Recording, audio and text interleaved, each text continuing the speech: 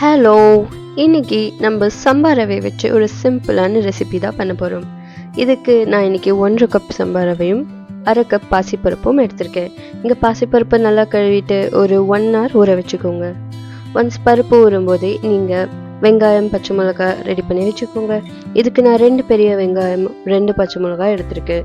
So இது நீங்கள் பொடியாக நறுக்கிக்கோங்க. அதுக்கப்புறம் ஒரு பேனை ஹீட் பண்ணி அதில் சம்பா ரவை போட்டு ஒரு 5 to 7 minutes நல்லா ட்ரை ரோஸ்ட் பண்ணுங்கள். மீடியம் ஹீட்லேயே பண்ணுங்கள். அதுக்கப்புறம் ப்ரெஷர் குக்கரில் தான் நம்ம பண்ண போகிறோம். குக்கர் ஹீட் ஆனதுக்கப்புறம் எண்ணெய் ஊற்றிட்டு எண்ணெய் சூடானதும் கடுகு போட்டுருங்க. கடுகு பொரிஞ்சதும் ஜீரா ஆட் பண்ணுங்கள். ஜீரகம் போட்டதுக்கப்புறம் நம்மளோட பச்சை மிளகாய் வெங்காயம் போட்டுட்டு நல்லா சாட்டே பண்ணுங்கள். ஒரு 5 minutes வெங்காயம் நல்லா ஒரு கோல்டன் டெக்ஸ்சர் வர வரைக்கும் சாட்டே பண்ணுங்கள். இந்த ரெசிபிக்கு நான் 2 மீடியம் தக்காளி எடுத்திருக்கேன். பொடியாக நறுக்கி ஆட் பண்ணிக்கோங்க. ஒன்ஸ் தக்காளி வதக்கினதும் உப்பு மஞ்சத்தூள் ஆட் பண்ணி நல்லா ஒரு 5 நிமிஷம் வதக்குங்க. தக்காளி வதங்கினும் நீங்கள் ஊற வச்சுருக்கிற பாசிப்பருப்பை எடுத்து ஆட் பண்ணுங்கள். ஆட் பண்ணி ஒரு 2 to 3 நிமிஷம் நல்லா ரோஸ்ட் பண்ணுங்கள்.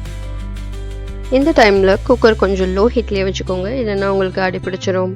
ஒன்ஸ் பாசிப்பருப்பு ஒரு 5 minutes வதங்கினதுக்கப்புறம் நீங்கள் ரோஸ்ட் பண்ணியிருக்கிற சம்பா ரவையும் அதில் போட்டுடுங்க. போட்டுட்டு ஒரு 2 to 3 minutes நல்லா கலரி விட்டுட்டு ஒரு 5 cups வாட்டர் ஆட் பண்ணுங்கள்.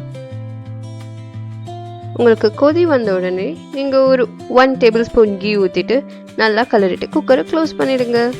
ஒரு 15 minutes ஸ்லோ ஃப்ளேமில் வச்சுட்டிங்கன்னா உங்களுக்கு சூப்பரான ஒரு சம்பா ரவை ரெசிபி ரெடி ஆகிடும்.